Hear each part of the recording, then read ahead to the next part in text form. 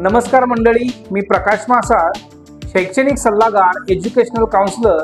आपलं या प्रकाश काउन्सिलर चॅनलमध्ये शैक्षणिक उपक्रमामध्ये मी तुमचं हार्दिक स्वागत करत आहे.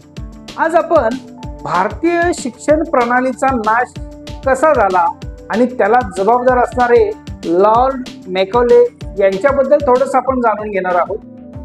तर नेमकं ही जी काही भारतीय संस्कृती आणि शैक्षणिक परंपरा, मी एक जुना विषय ऑलरेडी इकडे मांडलेला आहे. काही दिवसांपूर्वी हा व्हिडिओ मी अपलोड केला होता. त्याची मी लिंक तुम्हाला डिस्क्रिप्शन मध्ये मी देतोय.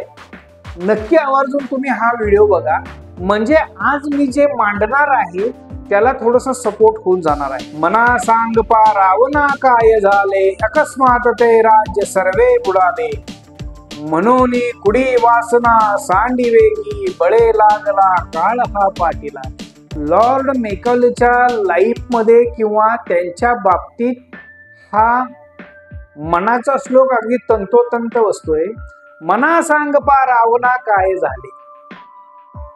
त्यांनी जे आक्रमण केलेलं आहे आपल्या भारतीय शिक्षण प्रणालीवर, सुरुवातीला 7 लाखापेक्षा जास्त गुरुकुल आपल्या या भारतीय संस्कृतीमध्ये होती.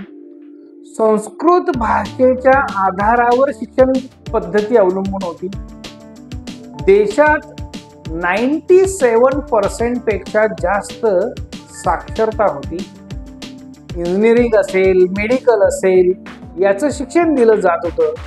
धातुशास्त्र असेल, मॅनेजमेंट असेल, सर्जरी, चिकित्साशास्त्र, असे 18 पेक्षा जास्त उच्च शिक्षणाचे वेगवेगळे विभाग होते.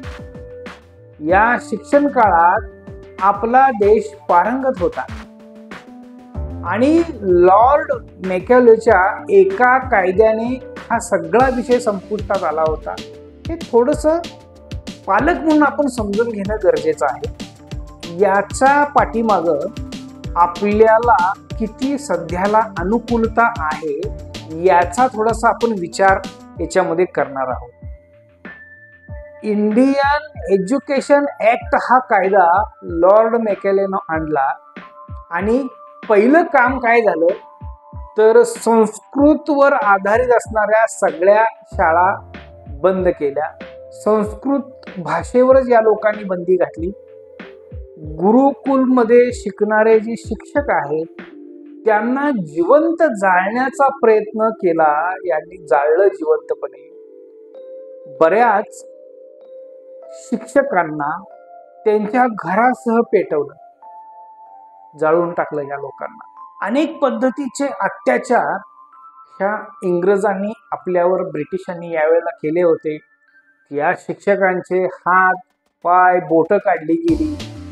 देश स्वतंत्र जेव्हा झाला तेव्हा खऱ्या अर्थानं काय व्हायला पाहिजे होतं, इंग्रजांनी जे काही आपल्याला इंग्रजी भाषा दिली, इंग्रजांनी बनवलेल्या ज्या शाळा आहेत त्या बंद व्हायला पाहिजे होत्या, त्या झाल्या नाही.